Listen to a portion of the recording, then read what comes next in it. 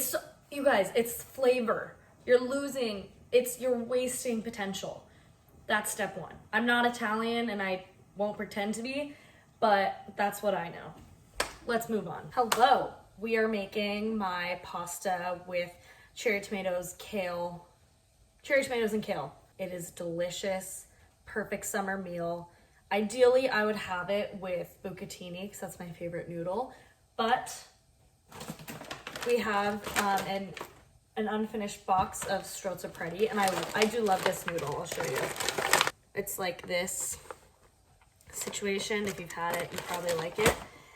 First thing is to boil your water, and I'm just gonna show you guys how much salt I put in there, because when it says salt your water, I mean salt it and then add some.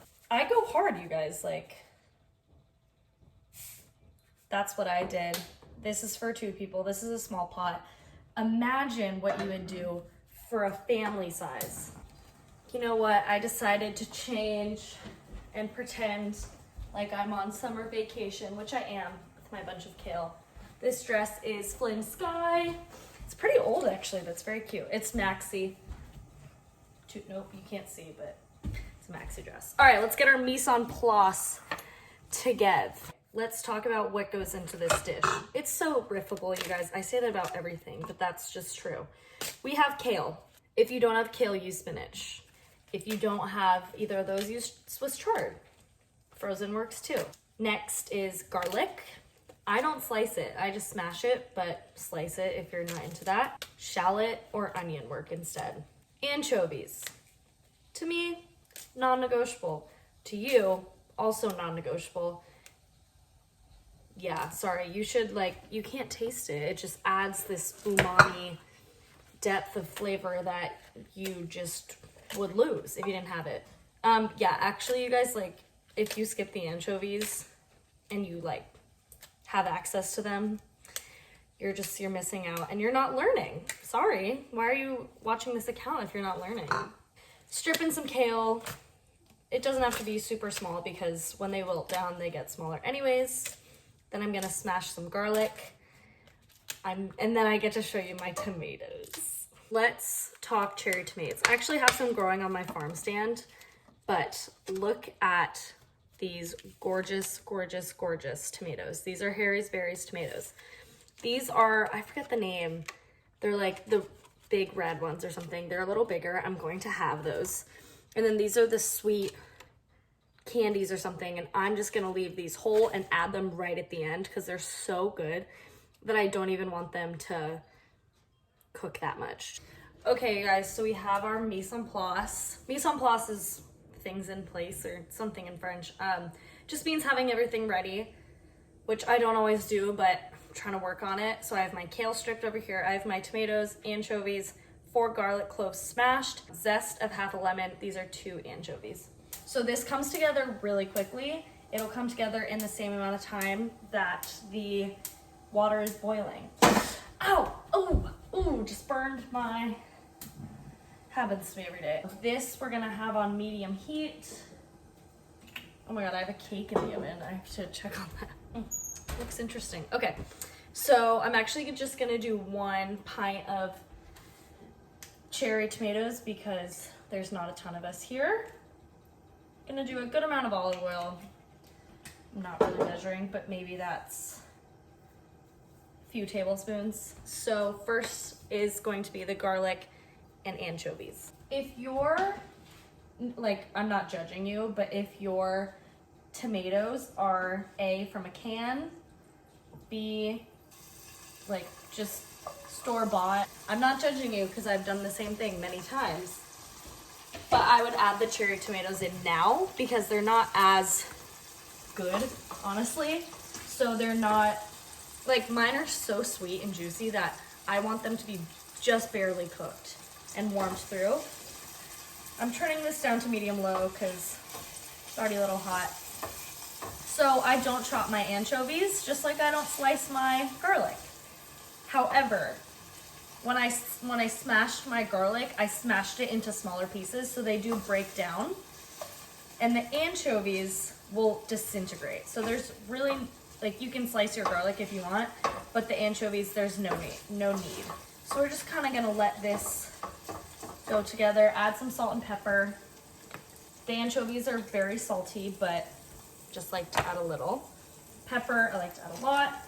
Pepper is a spice, you guys, so you want to bloom it like you want to bloom other spices in oil. You're gonna get so much more flavor out of it if you do that, rather than just throwing it in there at the end.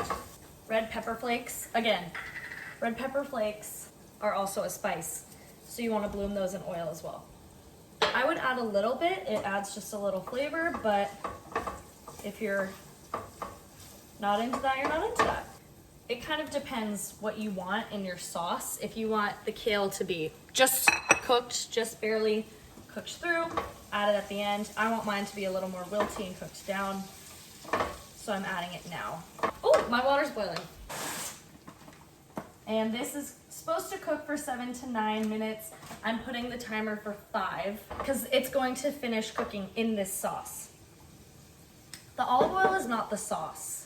The sauce comes from the pasta water. That's why you want it salty, not only to flavor the pasta, but also the pasta water is gonna have some good flavor and some starch. The starch is what gets it all together. Like at this point, I'm kind of chilling.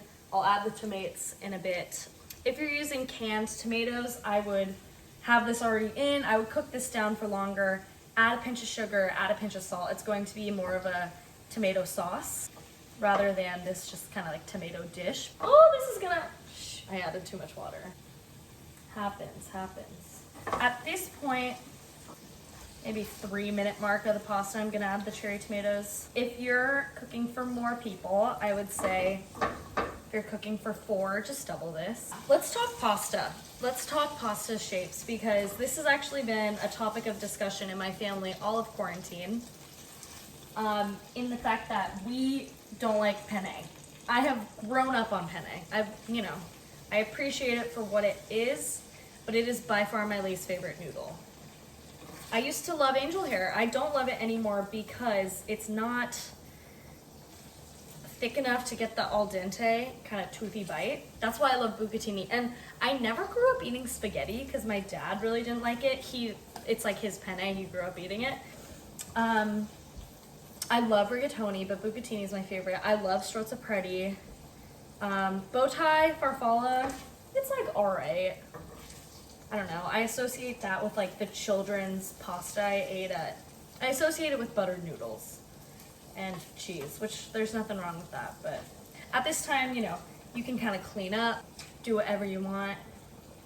But yeah, this is just kind of where I'm at. I'm actually gonna add some more olive oil. This is fluid, you guys. If you think you should add more olive oil, you should add more olive oil. I don't really measure things. I'm gonna give you some loose measurements in the, wow, I should have added more kale. I'm gonna add more kale actually. Look how cute this is. I love orzo. Oh my gosh. Let's try it. Needs a bit more time. What other ones? Pasta. Oh, it's trophy. So cute. They're so good in pasta fagioli because they're small enough to kind of work with the beans. They're kind of similar sizes and it still gets very al dente. I love that noodle. I love my noodles like super al dente. I'm adding the tomatoes and the lemon zest. These are just kind of like finishing touches. I'm gonna see if this works. I honestly don't think it will, but so I am putting these in and they're super al dente, like crunchy. They're a bit crunch, but don't worry because they're gonna finish cooking in here. This is how the sauce gets formed. I cooked it for 5 minutes, I would say. What happens is it's gonna continue cooking with the residual heat as well as the heat is on. I'm gonna turn it to low for now. Then I'm gonna add the pasta water. This is taking a minute, so I'm gonna stir it together. Everything's gonna marry together. The starchiness of the pasta water and like kind of stirring it a bit is gonna make it glossy and saucy and You're not even gonna need butter or cream or anything like that. Why is this an arm workout? Like, let me know. I'm gonna take a lot of it. Oh, there's a noodle in there, and just pour it in. I would say reserve a full cup of pasta water and then add when needed. So that was maybe a half cup. Okay, so we're on medium-low. You're gonna think, oh my God, there's so much liquid in here, it's never gonna happen. It will, trust me. Your heat is on, it's gonna work. Just go with it, okay? You can also, because I guess they do this in restaurants, they add kind of a knob of butter at the end to make it a little more glossy. If you're into that, go for it, because that's delicious. My mom wanted to make this pasta recipe. Oh, season with salt. Wanted to make this pasta recipe, and neither of us really noticed it, but when I read the recipe, the instructions, you had to, oh, why is this? I'm making this cake and it's ready and it didn't even tell me. Weird. Okay. Looks okay. And it, you cooked the pasta in the water in this type of dish, and it was overwhelming and crazy. Oh, here's what we do now. Parm into the sauce, because it's going to marry with the pasta water. I might have the heat up a little high. So not only is this kind of marrying together and forming this wonderful sauce, but you're getting that Parmesan cheese, baby. Another thing we have to talk about is when to stop cooking your pasta. Okay, we're getting a little closer. Basically what's going on is it's liquidy, but it's a thicker viscosity. Is that? Oh, it's a thicker consistency. So at this point is when you want to stop. As you continue to stir, again, it gets tighter. That's how it makes the sauce. But as it sits, it goes to a point where it's really liquidy, then it's on the verge of being saucy, then it's saucy, then there's no sauce. You want to stop it where it's on the verge of being saucy. So that's where we're at, and that's when you want to plate it. All right, let's try it. Pasta.